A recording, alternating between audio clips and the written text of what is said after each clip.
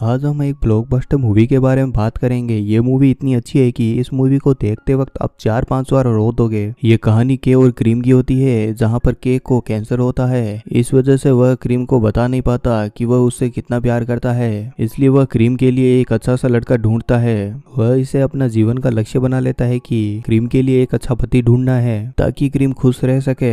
इस मूवी की कहानी इतनी डीप होती है कि जो कि अंत में जाके पूरे पर्दे खुलते हैं। कहानी की शुरुआत में हमें एक स्टूडियो दिखाई देता है जहाँ पर गाना रिकॉर्ड हो रहा है, लेकिन वो गाना उस सिंगर को पसंद नहीं आता है। वह कहता है मुझे ये गाना पसंद नहीं है, इसलिए मैं इस गाने को रिकॉर्ड नहीं करूंगा। स्टूडियो से बाहर निकलने के बाद जब वो गाड़ी में बैठे होते हैं तो ड्राइवर उनका एक गाना प्ले करता है। वह गाना उस सिंगर को बहुत ज्यादा पसंद आता है। वो ड्राइवर को इसके राइटर के बारे में पूछते हैं, लेकिन ड्राइवर को कोई अंदाजा नहीं होता है। लेकिन इस स्टूडियो जहाँ पर ये रिकॉर्ड हुआ है उसके बारे में पता होता है। वह बंदा एक कैफे में काम करता है। छुट्टी होने के बाद वो इनसे मिलता है। वह उनसे पूछते हैं कि इस गाने का राइटर कौन है, तो वो कहता है कि क्रीम, जो कि मर गई है। और कहता है कि जो इसके साथ काम करता था के, वो इसका डायरेक्टर था। तो वो पूछते हैं वो कहाँ पर है, तो वो कहता है कि वो क्रीम से पहले मर गया। उन्हें उनकी बातों में इंटरेस्ट आने लगता है, तो वो कहता है कि ये बहुत लॉन्ग स्टोरी है। तो वो सुनने के लिए तैयार हो जाते हैं। फिर हमें दिखाया जाता है कि कैसे एक प्लेग्राउंड के अंदर के भाग रहा होता है, जहाँ पर क्रीम सिगरेट पी रही होती है। वह सिगरेट के मुंह में रख देती है और वहां से चली जाती है।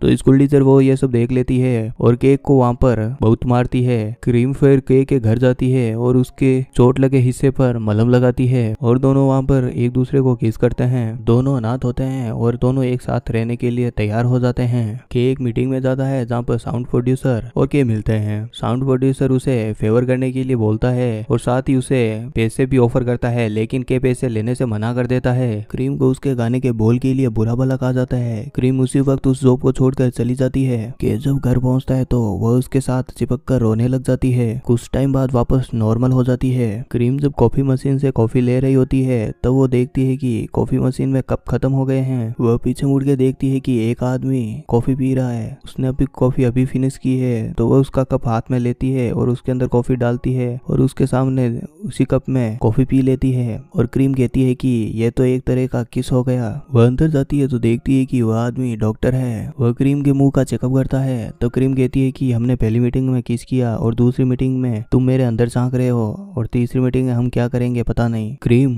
उस डॉक्टर के साथ शाम को डेट पर जाती है। दरअसल क्रीम ने ही उसे इनवाइट किया था। क्रीम को जब नींद नहीं आती तो वह के से चिपक के सो जाती है, लेकिन के अनकंफर्टेबल हो जाता है और वहां से उठ के चले जाता है। अगली सुबह के जल्दी उठ जाता है और क्रीम के लिए बहुत सारा खाना बनाता है। जब क्रीम उठती है तो कहती है कि उसे डेट पर जाना है। दरअसल क्रीम को डॉक्टर से मिलने होता है और वो बिना कुछ खाए निकल जाती है। फोन वो घर पर ही भूल जाती है। तभी डॉक्टर का कॉल आता है और वो कहता है कि वो आज नहीं आ पाएगा। तब के उससे उस रेस्टोरेंट का एड्रेस लेता है और वहां पर जाता है और सारी बात क्रीम को बताता है। वहीं दूसरी तरफ के ने उस डॉक्टर की सारी डिटेल लिखवा ली, जहाँ पर उसे पता चलता है कि पहले से उसकी फियोंसी है और उस फियोंसी का किसी और के साथ चक्कर भी चल रहा है। तब के प्लान बनाता है कि हम उस फियोंसी को सारी सच्चाई बता देंगे और कहेंगे तुम्हें डॉक्टर से ब्रेकअप करना होगा। अगले दिन हम देखते हैं कि के को चक्कर आ जाता है और वहीं पर बेहोश हो जाता है और उसे हॉस्पिटल लेकर जाया जाता है, जहाँ पर क्रीम भी उसे मिलने आती है। अगले दिन के डॉक्टर की फियोंसी को मिलने के लिए बुलाता है। फोटो दिखाकर उसे दूर रहने के लिए कहता है कि अपने दोस्त को बताता है कि जब वो छोटा था तो उसकी माँ उसे छोड़कर चली गई, क्योंकि वह भी अपने पिता की तरह बीमार रहता था। वह डॉक्टर की फियोंसी को भी बताता है कि उसे कैंसर है और वो मरने वाला है, इसलिए वो चाहता है कि तुम डॉक्टर से अलग हो जाओ। वो कहता है कि अलग होना क्या होता है वो जानता है, इसलिए वो नहीं चाहता कि क्रीम कभी भी अकेली रहे। क्रीम हमेशा के की बातों को रिकॉर्ड करती रहती है। क्रीम और के दोनों एक दूसरे का नाम प्यार से रखा होता है। डॉक्टर की फियोंसी एक फोटोग्राफर होती है। वह मान जाती है और कहती है कि बदले में मैं तुम्हारी फोटो खींचूंगी। वह मरते हुए आदमी का फोटो खींचना चाहती थी और के इसके लिए मान जाता है। एंड फाइनली डॉक्टर की फियोंसी उससे ब्रेकअप कर लेती है। अब क्रीम की और डॉक्टर की शादी होने वाली होती है, तो ड्रेस बुक करने के लिए के उसके साथ जाता है। जब कपड़े देखने के लिए डॉक्टर नहीं आता तो उसके कपड़े के पहन के ट्राई करता है। दोनों साथ में खड़े होकर फोटो खिंचाते हैं। के को जॉब से निकाल देते हैं क्योंकि उसने प्रोड्यूसर को फेवर किया था और और बदले में प्रोड्यूसर ने डॉक्टर की जासूसी की थी। क्रीम प्यार के बारे में जब के से पूछती है तो के कहता है कि प्यार करना एक ब्रश करने के जैसा होता है, बस सोचते नहीं कर डालते हैं। क्रीम और के ने जब शादी के कपड़े पहने थे दोनों काफी ज्यादा खूबसूरत लग रहे थे। के अपने कपड़े खोलकर शोरूम से बाहर निकल जाता है और रोता हुआ बाहर निकलता है। वो सोचता है कि वो चाहकर भी अब क्रीम को कुछ बता नहीं सकता और वहीं पर सड़क के किनारे रोता रहता है। डॉक्टर फियोंसे के से कहती है कि जब तुम मरोगे तो मैं चाहती हूँ कि मैं तुम्हारे साथ रहूं आखिरी पलों में। के और फियोंसे जब फ्लावर लेने जाते हैं तो के कहता है कि तुम हर साल क्रीम को फूल बेचते रहना जिससे उसको कभी पता न चले कि अब मैं नहीं रहा। और अगले ही दिन के उसे चर्च में शादी के लिए छोड़कर चला जाता है और उसे कहता है कि वह इस शहर को छोड़कर जा रहा है। अब क्रीम की शादी हो चुकी है। वो एम्प्लॉय कहता है कि इसके आगे अब मुझे नहीं पता। तो वो प्रोड्यूसर सोचते हैं कि इसके आगे क्या हुआ होगा। अब हमें क्रीम की कहानी दिखाई जाती है जब के और क्रीम एक साथ रहा करते थे। एक दिन जब क्रीम गाना लिख रही थी तब उसे काफी ज्यादा नींद आ रही थी, गाने में फोकस नहीं हो पा रहा था। क्रीम के की दवाई ले लेती है। दरअसल के ने उसे ये कहा होता है कि ये दवाई विटामिन है जिससे उसका फोकस बढ़ता है। जैसे ही क्रीम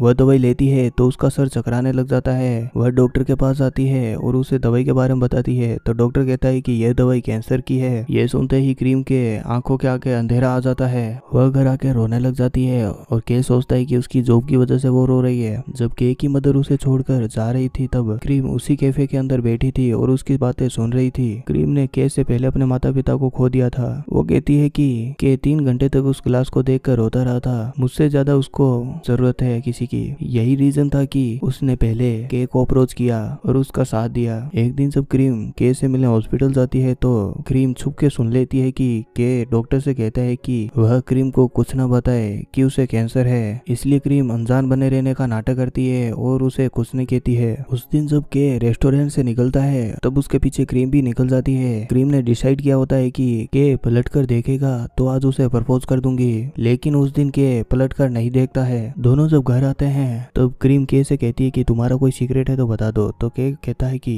मैं तुमसे प्यार करता हूँ। अब बहुत देर हो गई। क्रीम की शादी डॉक्टर से हो चुकी है। उसके 1 महीने के बाद का सीन दिखाया जाता है कि क्रीम इस दुनिया में नहीं रही क्योंकि क्रीम के बिना नहीं रह सकती थी, इसलिए उसने सुसाइड कर ली। क्रीम के टेप रिकॉर्डर में क्रीम ने बोला होता है कि वह कैसे कहती है कि वह उसके पास आ रही है। मैंने तुमसे कहा था तुम जहाँ भी जाओगे मैं तुम्हारे पीछे पीछे जरूर आऊंगी, मैं तुम्हें ढूंढ ही लूंगी। प्लीज मुझ पर गुस्सा मत होना क्योंकि मैंने तुम्हें यहाँ भी फॉलो कर लिया है। अगर तुम मुझ पर गुस्सा हो गए तो मैं रोने लग जाऊंगी। जब हम स्वर्ग में मिलेंगे तब हम नहीं रोएंगे। और कहानी यहीं समाप्त हो जाती है। ये वीडियो आपको अच्छा लगे वीडियो को लाइक जरूर करें, चैनल पर नए हैं तो चैनल को सब्सक्राइब जरूर करें। And finally God bless you all.